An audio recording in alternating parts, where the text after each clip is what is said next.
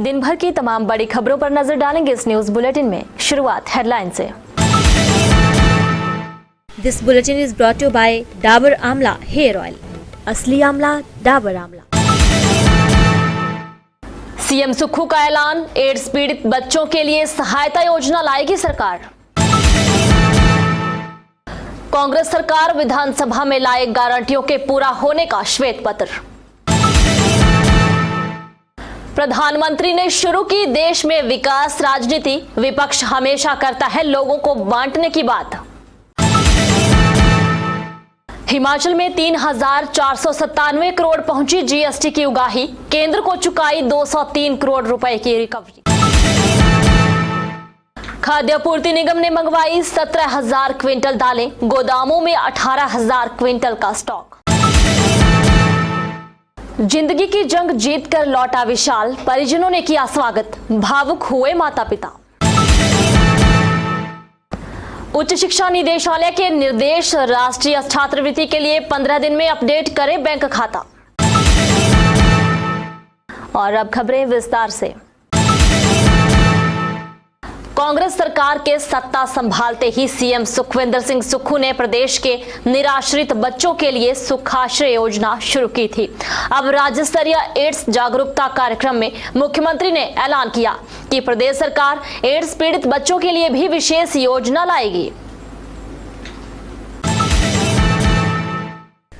मुख्यमंत्री सुखविंदर सिंह सुक्खू ने कहा कि प्रदेश सरकार आने वाले बजट में एड्स पीड़ित बच्चों की सहायता के लिए योजना लेकर आएगी। इसमें ऐसे बच्चों को शिक्षा के अवसर प्रदान करने और उन्हें मुख्य धारा में शामिल करने के प्रावधान होंगे। उन्होंने कहा कि पहले समाज में एड्स ग्रसित व्यक्ति को घृणा की दृष्टि से देखा जाता था, लेकिन लगातार जागरूकता कार्यक्रमों के कारण आज एड्स के प्रति समाज के दृष्टिकोण में बदलाव आया है। उन्होंने आह्वान किया कि बीमार अपनी बीमारी न छुपाएं, बल्कि समाज के सामने स्वीकार करें। सरकार पीड़ितों की हर संभव मदद करेगी। मुख्यमंत्री शुक्रवार को लेट कम्युनिटीज लीड विषय पर आयोजित राज्य स्तरीय विश्व एड्स दिवस समारोह की अध्यक्षता कर रहे थे। इस मौके पर युवाओं से जीवन में सफलता के लिए चुनौतियों का दृढ़ता के साथ सामना करने का आह्वान भी किया। उन्होंने कहा कि एड्स पीड़ित व्यक्तियों की सहायता के लिए वर्तमान राज्य सरकार हर संभव सहायता प्रदान कर रही है। उन्होंने कहा कि आगामी बजट में सरकार विधवाओं और मूक बधिर बच्चों के लिए भी एक योजना लाने जा रही है। दिव्यांग बच्चों की पढ़ाई के लिए एक अच्छा स्कूल और कॉलेज खोलने पर भी सरकार विचार कर रही है। एड्स एक लाइलाज बीमारी है, लेकिन इसका मतलब ये नहीं है ये छुआछूत की बीमारी है। और इस इलाज का एक अच्छा हमारे पास तरीका है कि इससे उम्र बढ़ती है, लेकिन मुझे लगता है कि जल्दी ही इस बीमारी पर जो हमारे वैज्ञानिक है विश्व के, वो इसका इलाज ढूंढ लेंगे। मेरा मानना है कि हिमाचल में 5500 के करीब एड्स के ग्रसित लोग हैं और समाज भी अब उनको थोड़ा धीरे धीरे स्वीकार करने लगा है और समाज को स्वीकार भी करना चाहिए। कुछ बच्चे तो ऐसे हैं जिन्होंने अपना जीवन शुरू ही नहीं किया कि उन्हें बचपन से ही पैदा होते ही एड्स होगी। हमारी सरकार इस प्रकार के जो समाज के लोग हैं उनके लिए आने वाले समय में योजना लेकर आएगी, जिसकी झलक आपको बजट में दिखेगी। मेरा ये भाजपा प्रदेश अध्यक्ष राजीव बिंदल ने प्रदेश सरकार को चुनौती देते हुए कहा है कि यदि उन्होंने 3 गारंटियों को पूरा कर दिया है तो वह विधानसभा में इसको लेकर श्वेत पत्र लाए। गारंटियां पूरे होने के साथ सीएम के बयान को प्रदेश भाजपा अध्यक्ष ने हास्यास्पद बताया है। प्रदेश की सत्ताधारी कांग्रेस सरकार के मुख्यमंत्री का यह बयान कि उनकी सरकार ने दी गई 10 में से 3 गारंटियों को पूरा कर दिया है, बहुत ही हास्यास्पद है। यह बात प्रदेश भाजपा अध्यक्ष डॉक्टर राजीव बिंदल ने शुक्रवार को नाहन में आयोजित भाजपा की बैठक के दौरान आयोजित पत्रकार वार्ता में कही। प्रदेश अध्यक्ष भाजपा डॉक्टर राजीव बिंदल ने कहा कि कांग्रेस मैनिफेस्टो में दी गई गारंटियों को पहली कैबिनेट बैठक में ही लागू करने का दम भरती रही, मगर 1 वर्ष के कार्यकाल के पूरा होने के करीब कांग्रेस विधानसभा में श्वेत पत्र लेकर आए कि कितनी गारंटियों को पूरा किया गया है। भाजपा प्रदेश अध्यक्ष ने इस दौरान 1 लाख नौकरियों को देने पर प्रदेश सरकार को घेरते हुए कहा कि कांग्रेस की आला केंद्रीय नेता प्रियंका गांधी ने भी यहां आकर वादे किए कि 67,000 पद प्रदेश में रिक्त पड़े हैं, जबकि 33,000 पदों को सृजित कर 1 लाख नौकरियां युवाओं को प्रदान की जाएंगी। वर्तमान में हालत यह है कि नौकरियां देने वाला संस्थान भी बंद कर दिया गया, जबकि जो युवा नौकरियों में लगे भी थे उनकी नौकरियां चली गई। भाजपा प्रदेश अध्यक्ष डॉक्टर राजीव बिंदल ने महिलाओं को 1500 रुपए की दी गई गारंटी पर हमला बोलते हुए कहा कि सरकार का यह वादा भी पूरा नहीं हुआ है। नेता प्रतिपक्ष जयराम ठाकुर ने देश में हो रहे विकास का सारा श्रेय प्रधानमंत्री नरेंद्र मोदी को दिया है। उन्होंने कहा कि पीएम मोदी ने युवाओं को रोजगार देने की दिशा में काम किया, जबकि विपक्ष हर फैसले पर पीएम की आलोचना ही करता रहा है।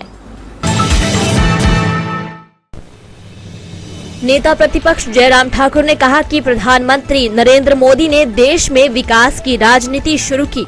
हर दिन देश में विकास के नए आयाम स्थापित हो रहे हैं। प्रधानमंत्री नरेंद्र मोदी के 9.5 साल के कार्यकाल देश के लिए ऐतिहासिक उपलब्धियों और गरीबों के विकास को समर्पित रहे हैं। इन 9.5 सालों में देश में हर क्षेत्र में विकास हुआ है। प्रधानमंत्री ने विकसित भारत संकल्प यात्रा की शुरुआत करते हुए कहा कि मैं सिर्फ 4 जातियों को जानता हूं और उनके उत्थान के लिए हमेशा काम करता रहूंगा। प्रधानमंत्री ने गरीब, युवा, महिला और किसान को ही 4 जाति मानकर उनके उत्थान के लिए काम करते रहने की बात की। उन्होंने कहा कि विपक्ष ने सिर्फ बांटने की राजनीति की है। जब वे सरकार में थे तो उन्होंने समाज के वंचित लोगों के लिए कुछ करने के बजाय सिर्फ परिवारवाद को बढ़ावा दिया।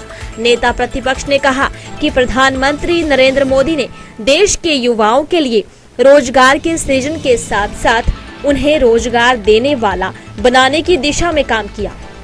आज भारत दुनिया में स्टार्टअप के लिए सबसे अनुकूल देशों में एक है। आबकारी विभाग ने नवंबर तक एसजीएसटी में 1,730 करोड़ रुपए जबकि आईजीएसटी में 1,969 करोड़ जुटाए हैं। मौजूदा वित्तीय वर्ष में विभाग का टारगेट 6,264 करोड़ रुपए का है। देखें यह रिपोर्ट। आबकारी विभाग ने जीएसटी उगाही में बड़ी छलांग लगाई है। एसजीएसटी में 12% की बढ़ोतरी के साथ नवंबर महीने तक 1,730 करोड़ 77 लाख रुपए की उगाही दर्ज हुई है, जबकि बीते साल नवंबर महीने तक विभाग ने 1,547 करोड़ 41 लाख रुपए एसजीएसटी के माध्यम से जुटाए थे। दोनों सालों के बीच 183 करोड़ 36 लाख रुपए का अंतर आया है। आईजीएसटी में हालांकि 4% की गिरावट जरूर नजर आ रही है, लेकिन आईजीएसटी में नवंबर महीने तक की उगाही 1,969 करोड़ 90 लाख रुपए पहुंच गई है।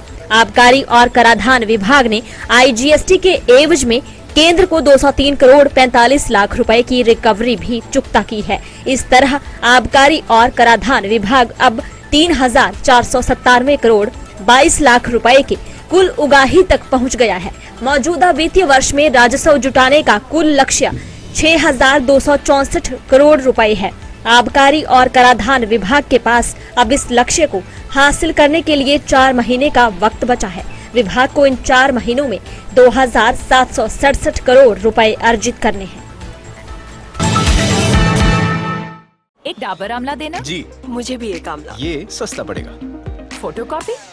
फोटोकॉपी? हाँ, ये डाबर आमला, ये फोटोकॉपी। बालों में फोटोकॉपी नहीं, असली आमला डाबर आमला लगा। डाबर आमला बालों को बनाए 2 गुना तक ज्यादा स्ट्रॉन्ग और रखे लंबे, घने, खूबसूरत। असली आमला डाबर आमला। देश के राशन डिपों में सस्ते दामों पर राशन उपलब्ध करवाया जा रहा है। अब लोगों को सुविधा के लिए खाद्य आपूर्ति निगम ने दालों की नई खेप मंगवाई है। 1 सप्ताह के भीतर निगम के गोदामों में दालों की नई सप्लाई पहुंच जाएगी। खाद्य आपूर्ति निगम के गोदामों में 18,000 क्विंटल दालों का स्टॉक उपलब्ध है। इसके अलावा खाद्य आपूर्ति निगम ने 17,000 क्विंटल दालों का ऑर्डर जारी किया है। प्रदेश के डिपुओं में दालों की सप्लाई भेजने के लिए खाद्य आपूर्ति निगम के पास भारी मात्रा में दालों का स्टॉक उपलब्ध है। खाद्य आपूर्ति निगम द्वारा मंगवाई गई 17,000 क्विंटल दालों की सप्लाई भी जल्द गोदामों में पहुंच जाएगी। प्रदेश के राशन डिपुओं में इस माह 2 किलो दाल चना मिलेगी। राशन डिपुओं में 1 किलो अधिक दाल चना उपभोक्ताओं को दी जा रही है। प्रदेश सरकार राशन डिपुओं में सस्ते दामों पर राशन उपलब्ध करवा रही है। खाद्य आपूर्ति निगम ने डिपुओं में दी जाने वाली दालों के दामों की सूची अनुसार प्रदेश के राशन डिपुओं में दाल चना बीपीएल परिवारों को 38 रुपए किलो और एपीएल परिवारों को 48 रुपए किलो के हिसाब से मिलेगी, जबकि बाजार में 90 रुपए किलो तक दाल चना के दाम है। प्रदेश सरकार सस्ते दामों पर लोगों को राशन उपलब्ध करवा रही है। प्रदेश के करीब 19 लाख उपभोक्ताओं को डिपुओं में मिलने वाले सस्ते राशन का लाभ मिलेगा। उत्तराखंड के सिलकियारा सुरंग में 17 दिन बाद फंसे रहने के बाद मंडी जिले का विशाल अब घर वापस आ गया है। उसके घर पहुंचने पर गांव में जश्न का माहौल देखा गया।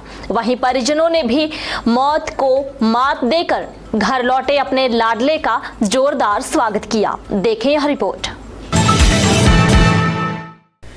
पहाड़ जैसा हौसला रख उत्तराखंड की सिलकियारा सुरंग में 17 दिन बाद जिंदगी की जंग जीतकर मंडी जिले के बल क्षेत्र के डहणू गांव का विशाल शुक्रवार को अपने पिता के साथ अपने घर सकुशल पहुंच गया। विशाल के घर पहुंचने पर परिजनों के साथ बड़ी संख्या में रिश्तेदारों व ग्रामीणों ने बैंडबाजी व फूल मालाओं के साथ उसका भव्य स्वागत किया। मां उर्मिला ने अपने बेटे की आरती उतारी और उसे गले लगाया। वहीं दादी व चाची ने विशाल को अपनी पलकों पर बिठाया। विशाल के माता पिता, दादी सहित अन्य परिजन इस दौरान कई बार भावुक हुए। इस मौके पर बल के विधायक इंदर सिंह गांधी व क्षेत्र के कई गणमान्य लोग परिजनों की खुशी में शामिल हुए।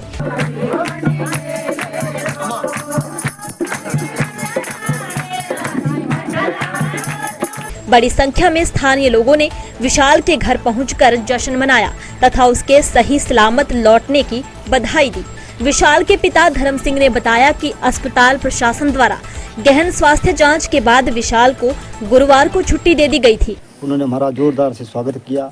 एक रात बोला दिवाली के दिन ये जो हुआ, आज हम दिवाली खुल के मनाएंगे और जितने भी कतारी परिजन थे सबके साथ हमने वहाँ दिवाली मनाई गई। उत्तराखंड सरकार ने विशाल के लिए गाड़ी भेजकर पांवटा साहिब तक पहुंचाया और सिरमौर जिला प्रशासन को सौंपा।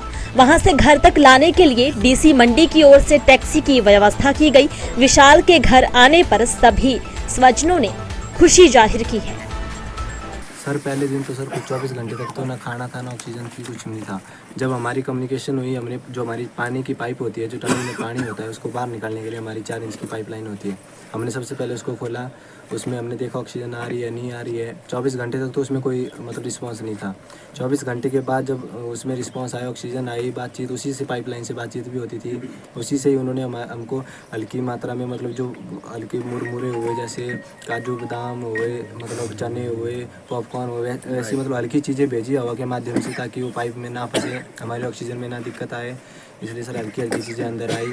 इससे हम भरपेट खाना तो नहीं हो पाया सर 12 दिनों तक, पर मतलब ऐसा था भाई जिंदा रह सके उतना खाना मिल रहा था सर उसी पाइपलाइन से हो रहा था। मतलब जैसे हम इधर जैसे ऑक्सीजन मतलब आधे घंटे के बाद बंद कर रहे थे, उस पाइपलाइन को खोल रहे थे, खाने भी भेज रहे थे और बातचीत भी कर रहे थे। उसमें हमारा मतलब जोर ज़्यादा लग रहा था बोलने में, क्योंकि लंबी पाइपलाइन थी ना सर, 60-65 मीटर की पाइपलाइन थी। 60 मीटर तक गिरा था उधर, मतलब लूज गिरा था।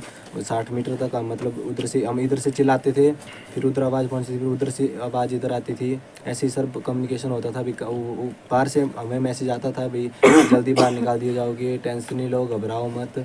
बस सर ऐसे ही बातचीत होती रहती थी। फिर हम मतलब शांत हो जाते थे। जब बाहर से बात हो जाती थी फिर मन को तसल्ली रहती थी, नहीं सर कुछ हो रहा है काम। पोस्ट मैट्रिक छात्रवृत्ति योजना के तहत 440 छात्रों ने बैंक खाते का विवरण गलत भर दिया है। ऐसे में उन्हें राष्ट्रीय छात्रवृत्ति पोर्टल पर लॉगिन आईडी से बैंक खाता अपडेट करने के निर्देश दिए गए हैं। इसके लिए 15 दिन का समय दिया गया है। एससी छात्रों के लिए पोस्ट मैट्रिक छात्रवृत्ति योजना के तहत एनएसपी पर छात्रवृत्ति के लिए आवेदन करने वाले 440 छात्रों ने बैंक खाते का विवरण गलत भर दिया है। अब इन छात्रों को बैंक खाता अपडेट करने के लिए 15 दिन का समय दिया गया है। छात्रों की लॉगिन आईडी के माध्यम से राष्ट्रीय छात्रवृत्ति पोर्टल पर बैंक खाते का विवरण अपडेट करने का विकल्प दिया गया है। अनुसूचित जाति के छात्रों के लिए पोस्ट मैट्रिक छात्रवृत्ति योजना के तहत छात्रवृत्ति के लिए आवेदन करने वाले 440 छात्रों ने गलत बैंक खाते का विवरण दिया है, जिसमें गलत बैंक खाता संख्या और गलत IFSC कोड का उल्लेख किया है। इसके अलावा कई बैंक खाते बंद हैं और कई बैंक खाते छात्रों के नहीं हैं। शैक्षणिक वर्ष 2020-21 में राष्ट्रीय छात्रवृत्ति पोर्टल पर अपना छात्रवृत्ति आवेदन भरते समय इन छात्रों के बैंक खाते का विवरण गलत होने के कारण PFMS पोर्टल पर छात्रवृत्ति का भुगतान अस्वीकृत कर दिया गया है। अब इन छात्रों को राष्ट्रीय छात्रवृत्ति पोर्टल पर इन विद्यार्थियों की लॉगिन आईडी के माध्यम से इन विद्यार्थियों के बैंक खाते के विवरण में सुधार के लिए उनके पंजीकृत मोबाइल नंबर पर संदेश के माध्यम से 15 दिन के भीतर अपने बैंक खाते के विवरण को सही करने का विकल्प दिया गया है। चलते चलते में कुछ और बड़ी खबरें। धर्मशाला की ट्रैकिंग साइट त्रिउंड में डे ट्रैकिंग के 200 रुपए लेने पर विदेशी तिब्बती पर्यटकों से नोकझोंक। टेंट में 2 पर्यटकों को रहने पर चुकाने होंगे 1000 रुपए। पौंग झील में प्रवासी पक्षियों की आमद के साथ ही बढ़ी बर्ड फ्लू की आशंका। वन्य प्राणी विभाग भी अलर्ट। लैब भेजे सैंपल की रिपोर्ट का इंतजार। बर्फबारी के बाद बढ़ी परेशानी। केलोंग मनाली के बीच HRTC की बस सेवा बंद। अटल टनल के दोनों छोर समेत चंद्रा वैली में करीब आधा फुट तक हिमपात। सोलन में जंगली जानवर को बचाते हुए सड़क किनारे डंगे से टकराई कार। गंभीर रूप से घायल चालक IGMC रेफर। हमीरपुर बस अड्डे में निजी बस से दिन दिहाड़े 2 लड़कियों के पर्स चोरी। वारदात CCTV कैमरे में कैद। छानबीन में जुटी पुलिस। न्यूज बुलेटिन में इतना ही। बने रहे दिव्य हिमाचल टीवी के साथ।